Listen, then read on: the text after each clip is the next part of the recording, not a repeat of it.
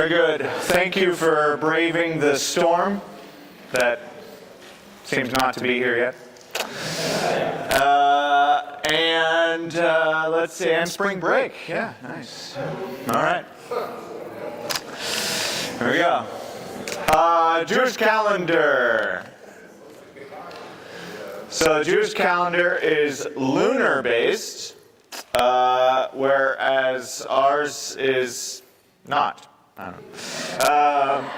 Yeah, so, you notice the refrain in Genesis, evening to morning, this idea, and a lot of the holidays and various things would be based on the different phases of the moon.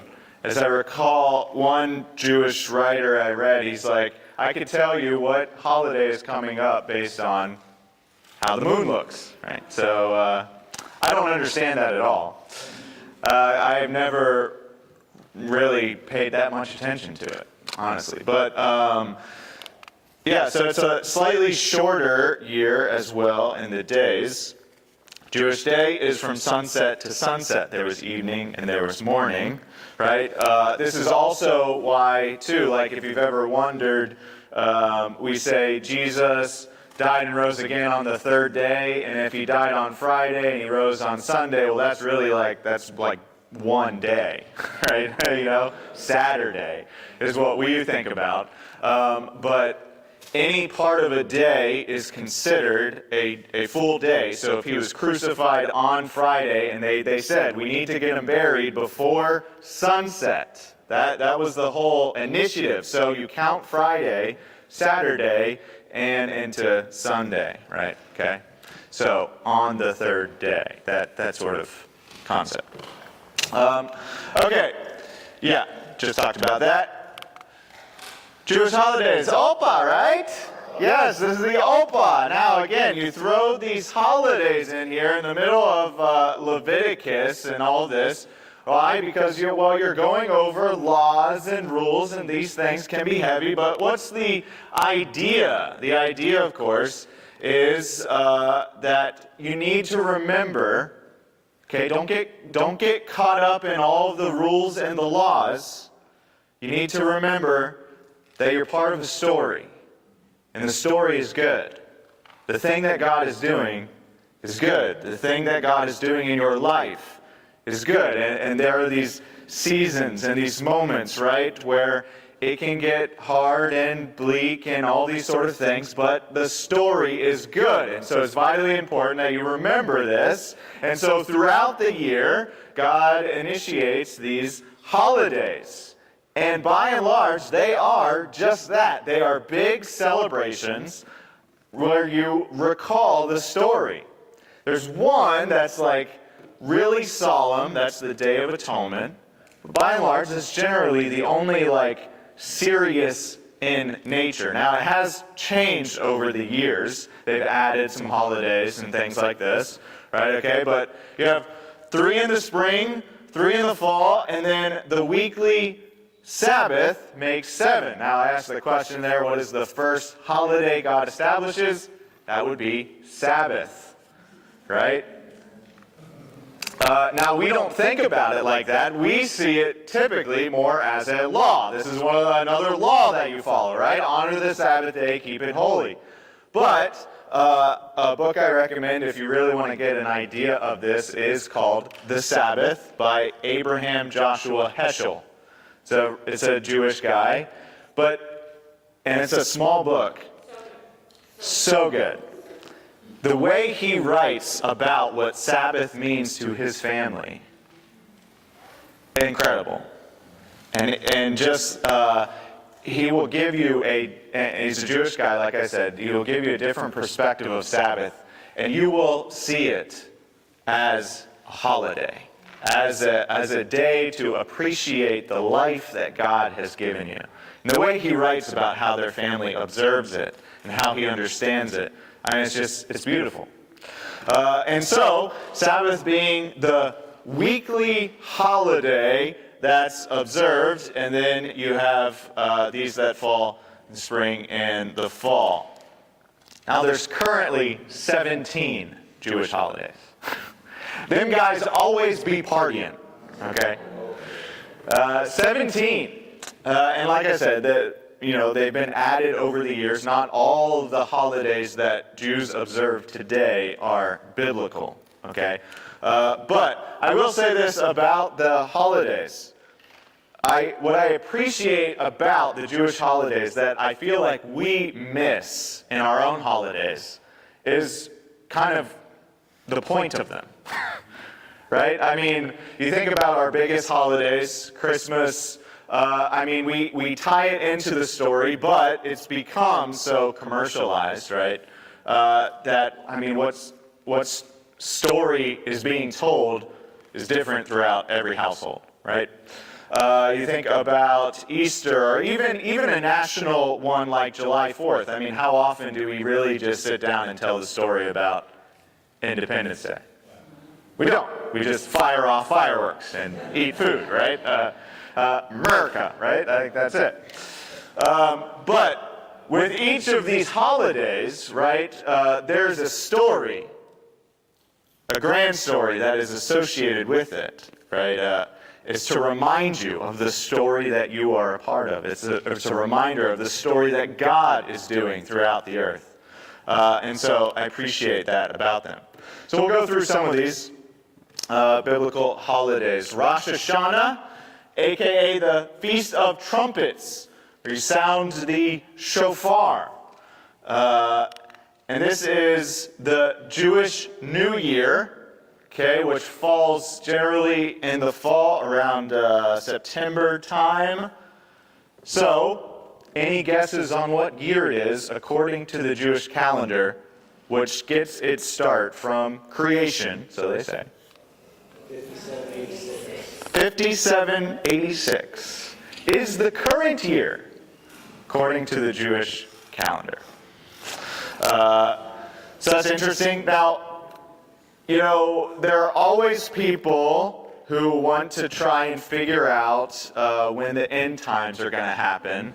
I highly advise against doing that because, you're going to be wrong, okay? But they always base it on our calendar. They never think about the Jewish calendar, which to me would make more sense. But whatever, anyway. And then shortly after that, so you have Rosh Hashanah, which then leads into the days of awe. So similarly, for us, New Year's is a time to reflect, to reset, we have this same sort of idea that was already kind of put into place here, because you have Rosh Hashanah, which is the new year, but then 10 days later you have the Day of Atonement. And so building up to this new year, right, you have the Days of Awe, they're called. Right? So you know that this Day of Atonement is coming up. So you're reflecting on your life from the previous year. They say on Rosh Hashanah, they believe that the fate of everyone of the world is written that day for the whole year. Right? Which leads up to the Day of Atonement for you to reflect on that. Now, here's the thing with the Day of Atonement as well, right? This is the only solemn day, and here's what's interesting about this. Okay, so Day of Atonement, God initiates. He tells His people, "Look, you're gonna offer the sacrifice for the nation, right? The sins of the nation offered once a year." A high priest enters the Holy of Holies one day a year. It's on Yom Kippur, Day of Atonement. And God says, you can only offer that sacrifice for the sins of the nation, you can only offer that here at this temple inside the Holy of Holies on this day. What's the problem? There's no temple, and there hasn't been since 70 AD. What do you do? Well, the problem, it's a grand problem. Now, the Jews have come up with all sorts of sort of loopholes, good deeds, and they will fast this day, right? And they will pray, and they will observe, and they believe that God will, he takes into account that they don't have a temple, and he understands. They hope. But here's the thing, I think God did this on purpose. Right? I believe God did it on purpose to say, hey, you have to offer it here. It's not like the Jews can just build a temple anywhere and offer sacrifices. Why? Because God said specifically, he says, you cannot do this just anywhere you want to. It can only be at the place of my name, which is the temple, at the place of my name on this one day. That's it. Why do you think God did that? Just to be mean? No. It's so that every single year, when they come back to this and they think we have not been able to do this, when? We haven't been able to do it since 70 AD. Well, what was floating around there? What was the result of the destruction that happened in 70 AD? Well, they would say it's the anger of the Romans and all these other things. But I think I shared this one time, right? It is a rabbi who was writing about the temple. And he's saying how, so throughout history, the temple has been destroyed twice, right? Once by the Babylonians, other by the Romans. And this rabbi, writing in this commentary, will say, he said, the first temple was destroyed out of disobedience. We weren't following God and his laws, right? He goes, the second temple was destroyed due to undue hatred. Now it's written in parentheses, undue hatred towards the Romans. But what really led to this destruction? I mean, Jesus is telling them, within a generation, every stone is going to be toppled. Within a generation, this temple that you see is going to be destroyed. Well, a generation's 40 years, so if Jesus dies around 30 AD and this happens in 70, that's a generation. So it's forcing them to reflect on the last time their temple stood, which was the time of Jesus. Every single year, they have to reflect on this. They can say, okay, we don't have to do that anymore, but in their heart of hearts, they don't believe that. Why? Because they're still trying to build a temple. Right? And they can't just do it anywhere. People ask this, right? Why can't they just build a temple? Well, currently, where God said the temple must be is the Dome of the Rock, which is owned by Muslims. It's the third holiest site in Islam. You can't just take it. If you're Jewish, they just started to allow Jews back on the Temple Mount, but for the longest time, they weren't even allowed on the Temple Mount. It's one of the most heavily secured areas. I was there in 2013.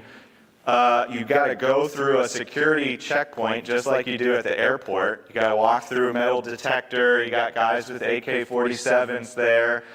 You can't bring a Bible. You can't bring any written material. They take it. They don't give it back to you either. And then you can go on the Temple Mount, but that's it. You can walk around. There's an entrance to a mosque and stuff, but you can't go in if you're not Muslim. There were women up there as well. But yeah. So they can't do this. And year after year, they're reminded they can't do it. I believe it's intentional by God. Okay, after that comes Sukkot. Sukkot is the Feast of Tabernacles. Now, if you've been at Thrive, you know within the last year we observed Sukkot, right? This is one of the favorite holidays for most Jews. And, you know, you're recalling that time in the wilderness, right, where God provided for you. You make life a little simpler, right? You're supposed to go out and with your family and you camp out under the stars. You put all the technology and stuff away, and you're just supposed to be around together. Think about how God sustained your generations before you in the wilderness, and it's really a beautiful time. I'm so glad that we have started to do it at Thrive, because again, it just makes it meaningful. I was talking to Pastor Clayton, our worship pastor, right, and he said, shortly after the Sukkot, he says, I absolutely loved it because it really felt like a community, right? We were just talking about life and things around the fire and all this, and it was a beautiful thing. Yeah. Sukkot is a fall thing.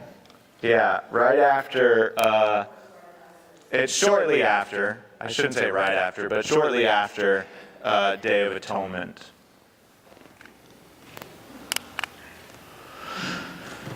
And you do this, you can do this all 7 days. The idea is at least 1 hour of those days. Some people will go so far as to camp out together the whole week, right? But the idea is you do at least an hour outside together, so people will typically share a meal. Even the synagogues will set up a whole Sukkot tent and have a big giant meal, and the whole community comes, and it's just like a big feast, right? And it's a fun sort of thing. And the whole idea too, similar to Christmas, right? You get put the decorations up. Well, Sukkot is like that in that it's a family thing. You're supposed to build a shelter, right? You're supposed to do this together. You decorate it with the things, and it's supposed to be this really nice moment. You can get your whole Sukkot set on Amazon, by the way. Here it is, right? This is legit. This is a legit picture from Amazon. Your whole Sukkot kit, right? So there you go. Complete with AI-generated mother-daughter as well. Very good. But the idea is you build a temporary shelter that allows you to see the stars.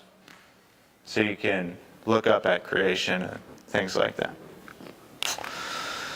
Okay, Hanukkah. You got to say it like that. Hanukkah, right? Get the full effect. Also known as the Festival of Lights.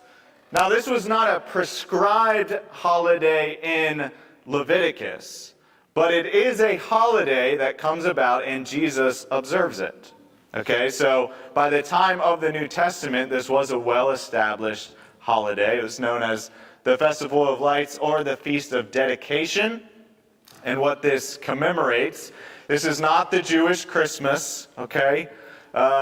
This is commemorating the Maccabean revolt in 167 BC. So 167 BC, the Greek Empire is coming in, and there's a guy named Antiochus Epiphanes who sacrifices a pig, unclean animal, on the altar at the temple in Jerusalem.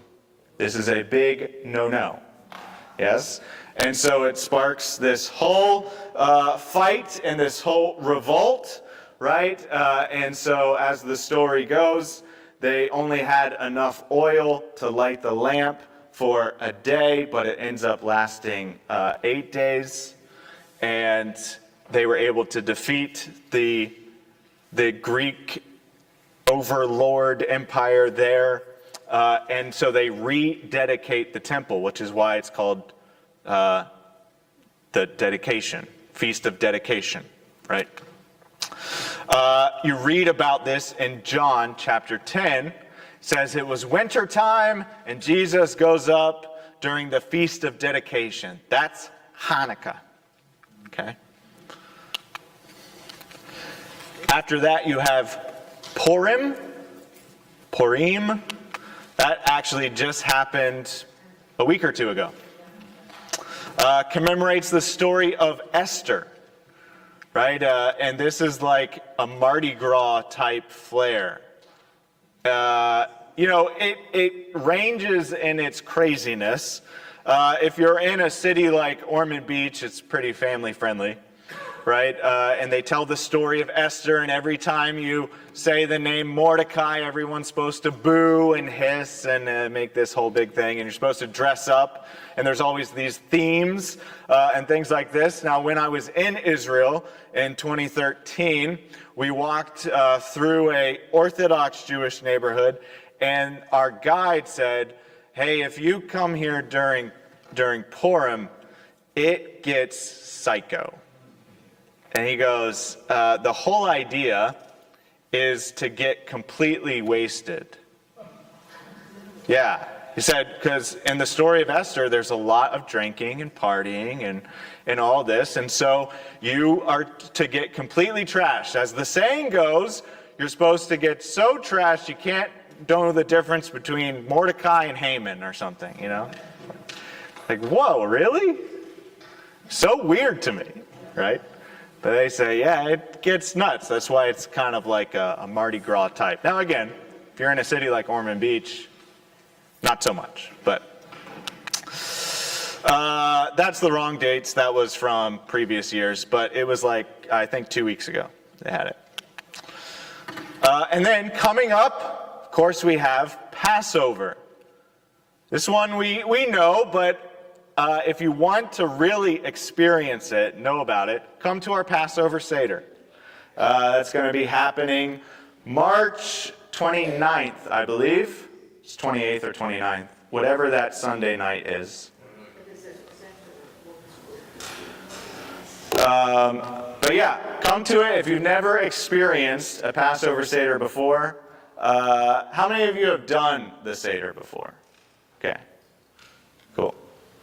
Yeah, it really adds some knowledge to what we do when we observe communion. There's also just a lot of connections. And this is one of the more popular ones as well, right? Central. And so I'd invite you to come to that. You know what that then kicks off, 7 days, Passover's one day, unleavened bread is the rest of the week. So you kind of read these things interchangeably, and you'll be like, wait, are they talking about Passover, or are they talking about festival of unleavened bread? Well, they're kind of together. Passover is one part of it, unleavened bread is the rest of it, right? It's a sort of spring cleaning, if you will. Right? You're supposed to go throughout your house and remove all the leaven. Right? You're supposed to make sure all the leaven is out. In fact, they'll get a little legalistic with this, because there's some that will, for the 7 days, sell their house. And they'll buy it back after the 7 days. There's this whole organization that does this. It's very confusing. Just to maintain the law, right? Yeah. It's fascinating. Okay, after that, 50 days later, right? We're reading this in Acts now, right? After Passover, Jesus tells his disciples, hey, stay in Jerusalem. We know that he stayed on the earth 40 days, and then 10 days later after that was Pentecost. Shavuot, as it's called. This was 7 weeks, 50 days after Passover. It recalls the story of giving of the law on Mount Sinai. And when we were in Acts chapter 2, we talked about sort of that connection, right? On Sinai, you had smoke and fire and wind and all these sort of things that were talked about in Acts chapter 2 with the people who received the Holy Spirit. There's this violent wind, right? There's the tongues of fire that come down. In the Exodus, it was the giving of the law on Sinai. And then in Acts chapter 2, it was the Holy Spirit who writes the law of God on your heart, right? That whole idea. We talked about how in the Sinai episode, it was when Moses then comes down and sees the people make this golden calf, and 3,000 people die. But then in Acts chapter 2, we read about how 3,000 people accepted the message and were saved, right? So it's mirroring both of these events. Okay, so those were the main holidays. Now, as I said, there's others that have been added over the years. But those were the main ones. And I appreciate them because of their reflective nature, right? Which is where our holidays fall short. As Pastor Pete talked about on Sunday, right, what he said about, he said, in Numbers, he's reading this, you must observe the Passover. If you don't, and you're able to, you're cut off from your people. And as Pastor Pete talked about it, what he said was, look, this is not like because God is angry because you're not following the rules. It is because this is an observation about the way things go. If you don't put things in their proper place, then your life will result in shambles. You will inevitably push yourself away from the community, right? This is what happens. And so God has them observe the holidays. Why, did we say? Well, because again, you have to remember, it's not all about the rules, okay? It's about the story that God is writing in your life and in the world around you. It's a reminder. Things like Passover and these things are constant reminders. Hey, at one time, you were slaves in Egypt. You had no shot. You had no hope. You had no future. And yet God took you out of that and brought you to where you are today. Right? If we forget that, then we'll be cut off from our people. Not because God is doing it, but because we will have pushed ourselves away. Right? So this is the importance of these things. Okay, and then we started reading Numbers. Now, Numbers can be a drag. People struggle with Numbers. I get it. I understand. It's okay. Be patient with yourself. There is also some really good things in Numbers. There's some fundamental stories there. There's some things that will be helpful for us to talk about in the coming week or two. A bit of an overview, chapters 1 to 10. They're going to Mount Sinai or around Mount Sinai. Chapters 13 to 19, they're in the wilderness, right? They spend a lot of time in these places. Chapters 22 to 36, you have the plains of Moab. Now, between each of these, you have sort of these traveling moments where they're going from here to there, from here to there. And there's a lot of things that happen in these traveling moments and these times. This is where they will end up in the wilderness for 40 years. We find out why. Right? This is where Moses is told he's not allowed to enter. We'll find out why. And so a lot of important things happen in Numbers, but it can take some yawning to get to, okay? Because the reason we call it Numbers is they take a census of all the tribes. That takes up about 10 or so chapters. So, good luck out there. Okay? But again, give yourself some grace. Part of the reason these things are here, for one, there's always something more beyond what we can see. There's always something more to glean from the text, right? I mean, even if you don't see it right away, there is always something more you can discover. But even if you get lost in the genealogies, you're like, I don't think I can do this, God. It's okay. It's all right. You can skip it. You can. It's really okay. So, don't worry about it. Now, one of the things that's talked about is the Nazirite vow. This will show up a few places. Nazirite vow is a temporary vow. Okay, it's not forever, but it was forever for 3 people. Who are those 3 people? Samson was 1. John the Baptist was 2. Third one. Samuel was 3. Well done. Your gold star is in the mail. Unofficially. Yeah, so this was a temporary vow. The idea was involved. Now, if you're familiar with the story of Samson, you will kind of pick up on some of these things, right? No alcohol, no razor, no dead things. It's kind of the idea, right? So you avoided alcohol. Again, most of the time these were temporary vows, okay? For those 3 individuals we mentioned, it was lifetime. But temporary, for a time, you would say no to alcohol, you wouldn't shave or anything like that, and you wouldn't go around any dead things to make yourself ceremonially unclean, okay?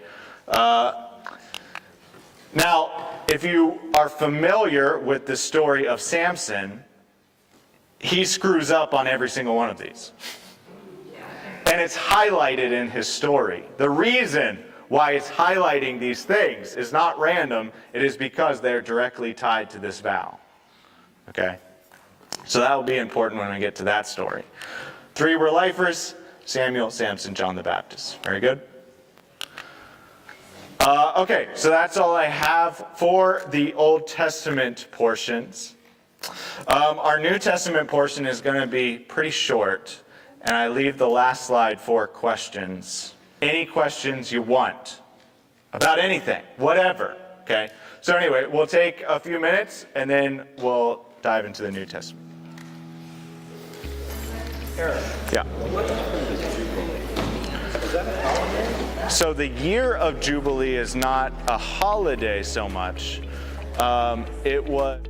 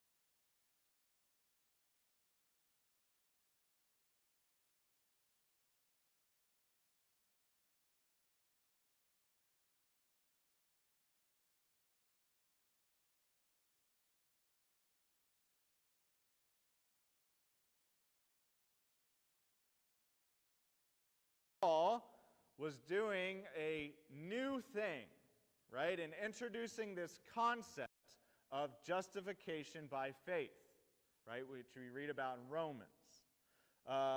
So Paul was introducing this concept, and he was trying to get people away from being Jewish, essentially, right? Observing the laws, the holidays, these sort of things. That was the old perspective on Paul.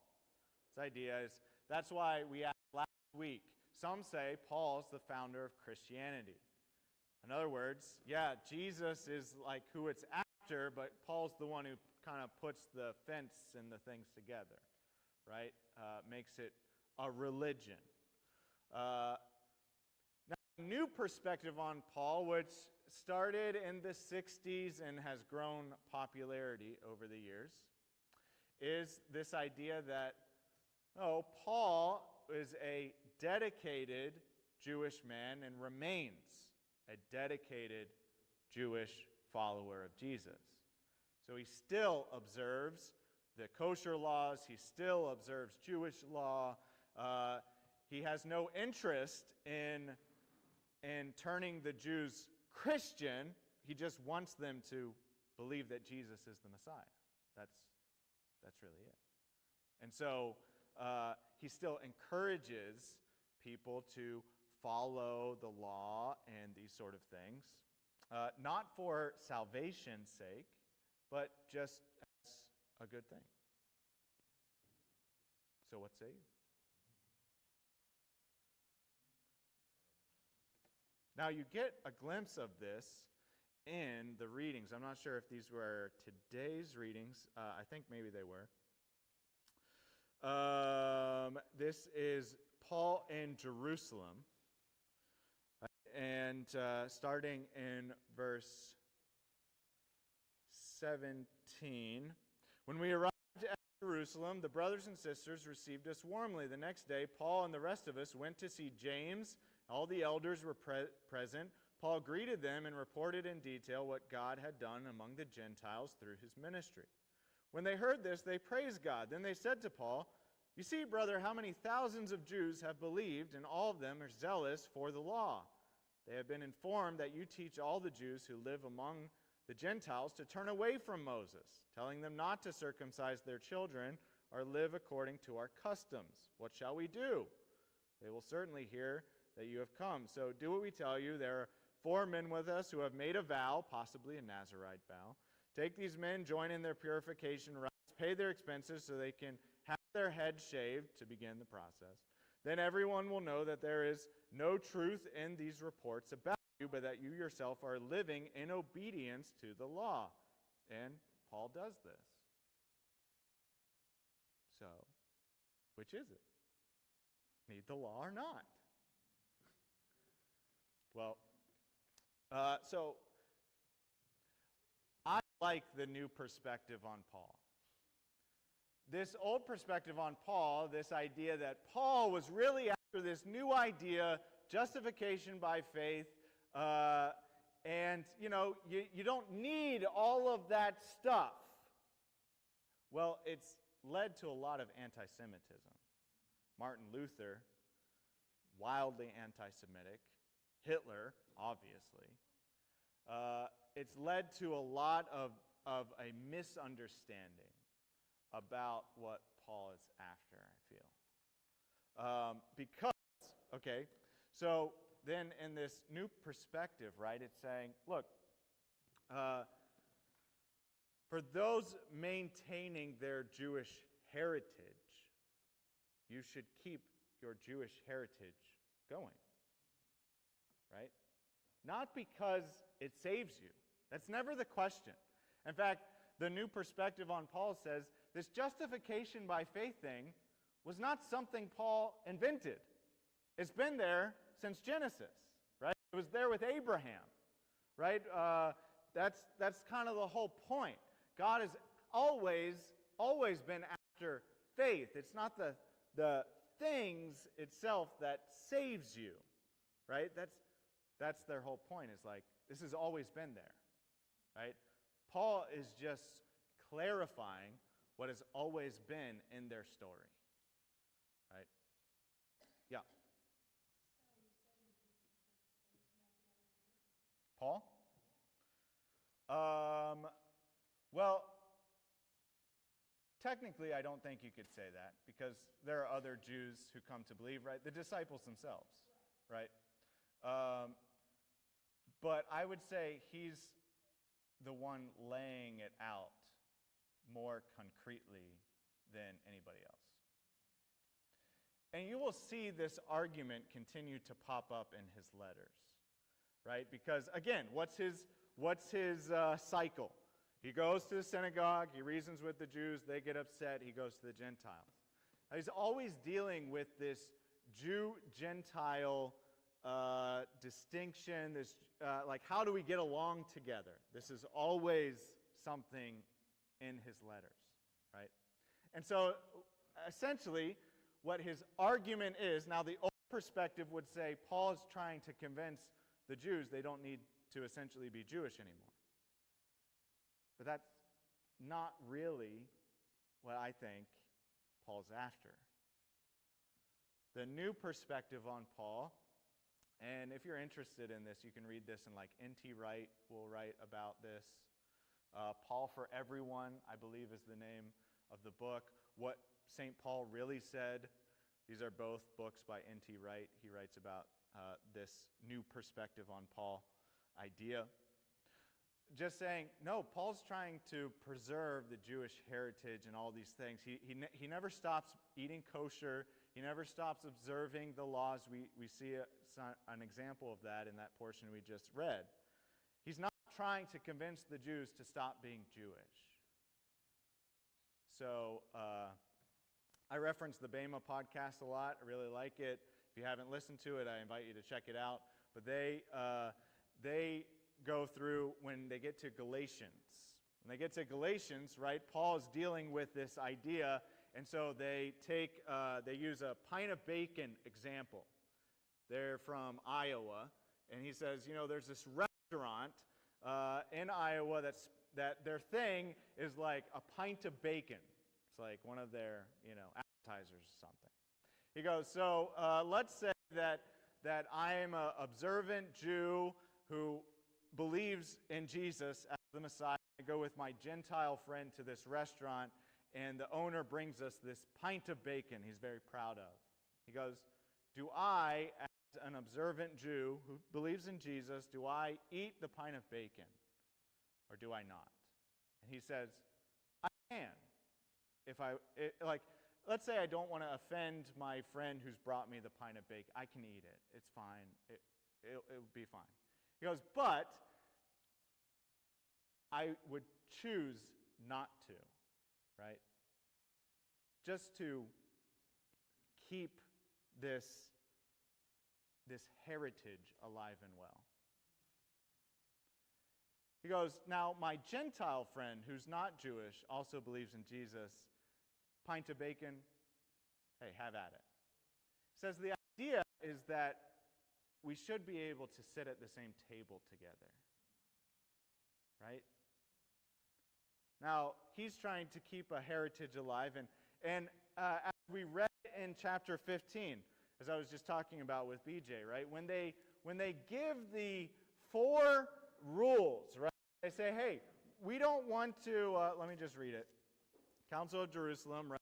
He goes, it is my judgment, therefore, that we should not make it difficult for the Gentiles who are turning to God. Instead, we should write to them, telling them to abstain from food polluted by idols, sexual immorality, meat of strangled animals, and from blood. 4 things, all tied around idolatry. Okay? In other words, we're going to start here. We're going to start with this. For the law of Moses has been preached in every city from the earliest times and is read in the synagogues on every Sabbath. Why does he say that line? It seems to me, there's opinion, you can have a different opinion. It seems to me that the reason he says this is, hey, we're going to start here with these 4 things. And as you go to synagogue every week, you'll hear the law being read. And you can start to apply these things to your life if you'd like. Again, it's not the law that saves you. It's faith that saves you. This isn't a salvation thing. This is a how intentional with your life do you want to be? Right? So, if you hear in the synagogue, hey, abstain from pork and shellfish, and you decide to adopt that into your life, great. Go for it. If you don't, fine. But we should still be able to sit at each other's tables. We should still be able to get along, right? When a person who keeps their Jewish heritage alive and they keep the tassels and they observe the kosher laws, there's a story attached to that. It's the same way I talked about with the tattoos. It invites a conversation about why you are the way you are, why you do the things that you do. It invites a conversation about holiness, set apart, distinct. That seems to be the point, right? Now, as I said, you're welcome to disagree. This is fairly interesting conversation. Now, what you read, right? You read about these missionary journeys by Paul, and this forms the backdrop of Paul's letters. Okay, so you read about the things going on in Corinth and Ephesus and all that, and then we read about the letters to the Corinthians, to the Ephesians, to the Galatians, to the Thessalonians. Well, all of that, Paul's writing to them who he has visited. And how each of Paul's journeys work, I know this could be difficult to see, right? But you have 3 of them. And he goes around here, and then a second one, he visits the same places and then extends it out a little further. A third one, he visits the same places and extends it out even further. All right, so there's, these journeys could take a couple years, right? And then there'd be a couple years in between the journeys. So he's going around, he's planting these churches. A couple years go by, he's checking on these churches. A couple years go by, he's checking on them again, right? When I was a teacher, taught the book of Acts, and they made a big deal about these missionary journeys. I thought it was kind of boring, honestly. It's like, here it is. That's what he does. Well, what more do you need to know? I don't know.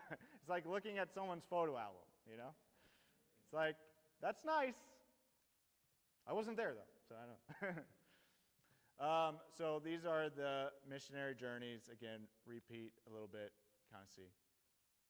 Backdrop of the letters. Okay. Questions about anything?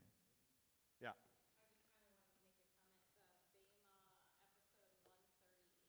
I just kind of wanted to make a comment. The Bema episode 138. 138. I have written in my notes something that I really liked that they said. And it said, we've been grafted into a Jewish tree. God didn't plant a new tree. He pruned and cultivated it, grafted Gentiles into it. People didn't convert from Judaism to Christianity. Saul didn't convert. He recognized Jesus is fulfillment of Torah. Yeah. I thought that was good. Yeah, very well said. Very well said. So, so what they say, right, is,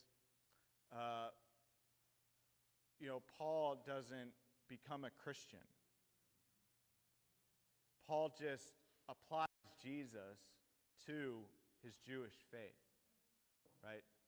So we go back to the holidays, right? We as a church, we at Thrive, we've observed a Passover. We started to observe a Sukkot, and you've heard us talk about Sabbath. Are these things you have to do? No, you don't. You don't have to do them. But we have found that as you add them to your life, it's meaningful. It's impactful. That as you incorporate a Sabbath into your life, it's enriching. It's life-giving. It actually helps you enjoy your life. It's beneficial. Right? When you observe a Passover, do you have to observe Passover? No, you don't. You don't have to. But I find that when people do observe Passover, it makes something like communion that much more impactful. It makes the Easter season in and of itself more impactful. It makes Holy Week impactful, right? When you observe a Sukkot like we did, you don't have to do those things, but they add flavor to your life, right? They add meaning, they add purpose, This seems to be God's intention the whole time. God's intention the whole time was not, hey, follow these rules. It was these things, if you really considered them, they are adding to your life. They're not taking away from your life. And they are adding flavor to your life. Meaning, purpose, identity, these sort of things.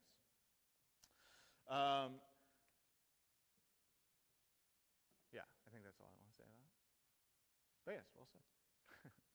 Any other questions? Anything at all? Yeah. I'll ask you for the table. Yeah. In Numbers, you read a test for adultery, Test for adultery, yeah. and we were just wondering, it seems very woman-focused. Yeah. Is there something coming up that impacts the men who may have gone astray as well, or is this just Yeah. specific? Now, okay, so the test for adultery seems to center around the women. And the test is like drinking the sour stuff, right? Yeah. Well, okay, so part of this is the protection of women. Okay, you lived in a male-dominated society. If you know, in many civilizations past and around there, you know, this was their debate on divorce as well. You could write a divorce for anything you wanted, right? This was their debate about this. But you read in this with adultery, it is, okay, you have to have a trial here. You have to go through this whole thing. It is trying to prevent this endless accusation, I guess, of, well, the woman's committed adultery, so we just let it go. No, you got to go through this trial. And, you know, it's more involved in all these sort of things. In many ways, it's trying to prevent just a needless accusation. Now, it seems that men get off the hook in some of these, and I would agree. It seems that way. I don't know that it is that way, but it does seem that way. And I don't know how to explain that. My thoughts that I mentioned were, I feel like in this regard, there's only one gender that can prove Yeah. it's done, and it's not the man. Yeah. But the female in this test is if there was no conception prior between consensual husband and wife, and there was later, that would be the test. Yeah. Of course, that they lost, but it was, yeah, I think that was the conversation. Like, it seems like the man's off the hook, is just standing around going, see? Yeah. But we know it's not the case. Yeah, and I've always found it interesting. I never noticed this before, but the whole process is tied to the golden calf incident, right? So in the golden calf incident, Moses melts down the calf, turns it into powder, sprinkles it over the water, makes the people drink it. They committed adultery on the Lord. And so this test for adultery mirrors this whole golden calf bit. It's interesting. So I feel like there's something more there as well. Yeah. Any other questions about anything? Whatever.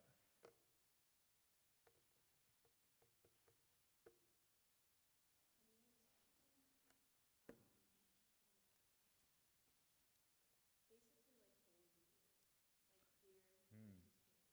Yeah. Can I explain holy fear? It's a good question.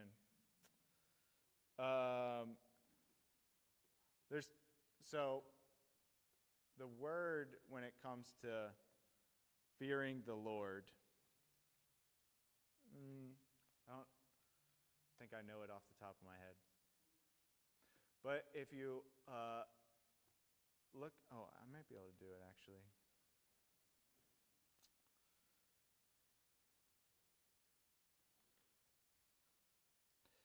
How many of you guys are familiar with Blue Letter Bible? How many of you are not at all familiar with Blue Letter Bible? Okay, very good. Let me introduce something to you. It's an app, or you can do it on a website, whatever. Blue Letter Bible, what you can do is you type in the verse. Okay, let's see, Proverbs. Type in the verse, right? So let's say, fear of the Lord is the beginning of wisdom. And that's Proverbs 9, verses 10. Okay? So you type in Proverbs 9, verses 10. It will pull up the verse for you. You can click on the verse, and then you can click on the words, the specific words in the verse. And it will tell you what the word is, how it's used. It will give you the Hebrew. It will give you the Strong's Concordance. It will give you all the various definitions used for that specific word. Very helpful. Anyway, so that word, the fear is yira. Yira. And here's a couple of the definitions. First, fear, terror, or fearing. B, awesome or terrifying thing. That's my favorite. The third option, respect, reverence, piety. How most people talk about fear of the Lord is they immediately go to, well, it's not like scary thing, it's like a reverence, respect thing, which is the third option on the list. Okay. To which I say, yes, I understand what you're saying, but that's why I like the second definition. Awesomely terrifying. You don't know, nobody does, you don't know what it's like to stand before God and everything is exposed. You don't know what that's like. It sounds terrifying. Now, God makes it abundantly clear He is good, He is merciful, He loves you. Now, He is God. And everything about your thoughts and your life is exposed before Him. But He loves you. And He's good. It seems to me proper fear of the Lord holds both of these things in tension. To emphasize only that God loves you, He just looks at you and smiles. Partially true, not completely true. Does God love you? Absolutely He does. When God thinks of Jazzy, does He smile? Yes, absolutely He does. But you have no idea what it's like to stand before God when everything is laid bare. That's scary. Like, God is going to judge.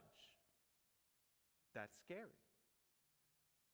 Now, He's a good judge, and He says you're going to be okay, but that's scary. Right? Just like the mothers in the sitcom say, I brought you into this world, I can take you out of it.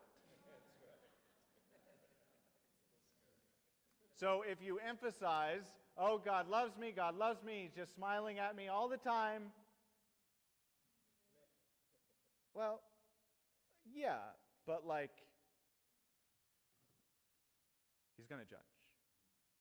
Now, if you only emphasize God's going to judge and you are a sinner in the hands of an angry God, Jonathan Edwards' sermon, well, not exactly.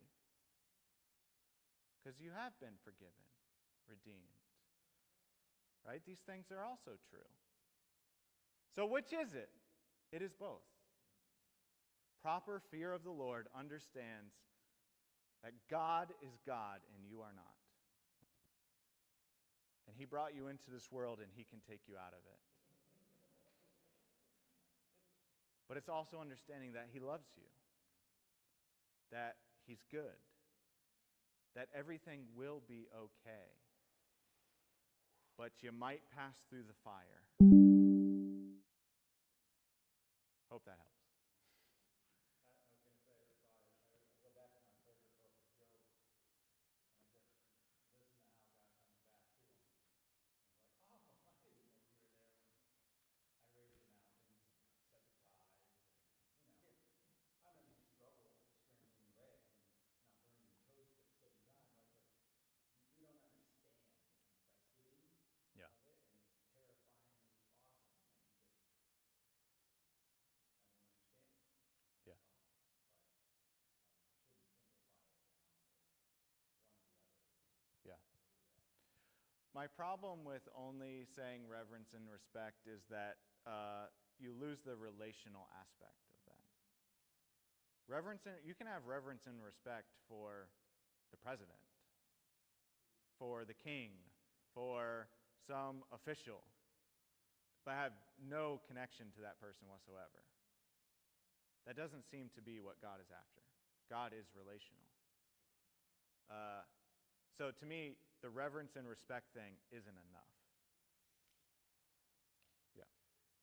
Say it's like a parent's love for the child. You may hate that action that day, still love them. Yeah, absolutely. Yeah, I mean, parent-child is probably most accurate, right? The problem there is when you've had terrible parents, right? God as Father is a wonderful thing. It can be a very hurtful thing as well. And so, and unfortunately, this is what most people do. They think of God as their parent. And so they think that because their dad was an angry drunk, God must be as well. Incorrect, right? So I do think it's the most accurate of descriptions, but it also has its pitfalls. Any other questions about anything? What was the author's name again on the book, The Sabbath? Abraham Joshua Heschel. I think it's Heschel. I believe that's how it's spelled. But if you type in the Sabbath and Abraham Joshua, it will definitely come up. There was a hand over. Was it Mike? Yeah, I don't know. Okay. Something that was rattling in my head around how you see online, you see all these other articles written about Paul, since Paul's a topic tonight, and it's like, was he going off and doing his own thing, or was he truly foundationally basing it on what Jesus was teaching, back into obviously the scriptures and fulfilling Yeah. on that? You get a group that always say, well, if the majority of the New Testament is written by Paul, is it his testament, or is it, Jesus, since we only have 4 gospels Yeah. where he shows up, right? So is there anything you come up or around where you have those that just disregard Paul? Yeah, there's plenty of people who disregard Paul completely. They will kind of like the Pharisees, Sadducees, right? Sadducees only accepted the 5 books of Moses. They didn't accept the prophets or any other writings. And the Pharisees accepted the whole, what we know as the Old Testament, right? There are whole swaths of people who will accept the Gospels but not Paul's writings, or vice versa, right? He'll do this. But obviously, this is too why I will say, when I think about the Bible as a book, right? I say the Gospels are like the last chapter of a book, and the letters, Paul's letters and everything else, are like commentary on what we've already read. That's what I think Paul's doing. Paul's offering commentary on what the Scriptures have already said somewhere. It might not be in the Gospels. It could be in the Hebrew Scriptures, right? All that. He's making a comment on what the Bible has already said, God's idea all along, right? So I call it commentary, which means, you need all the others in order to understand the commentary. Right? It wouldn't be in there if God didn't want it to be in there. It wouldn't be in there if God didn't want it to be in there. But there are places that people really struggle. There are things that Paul says that are difficult, hard to, that people grapple with and struggle through. And so that's why some people have rejected him altogether. I don't think that's the right answer, right? But all that to say, it requires wrestling. It requires some digging. It requires some context, which is what Acts gives you as well. All right. Well, 7:59. So let's do what is most important. Let's pray for one another, encourage each other, pastor our tables.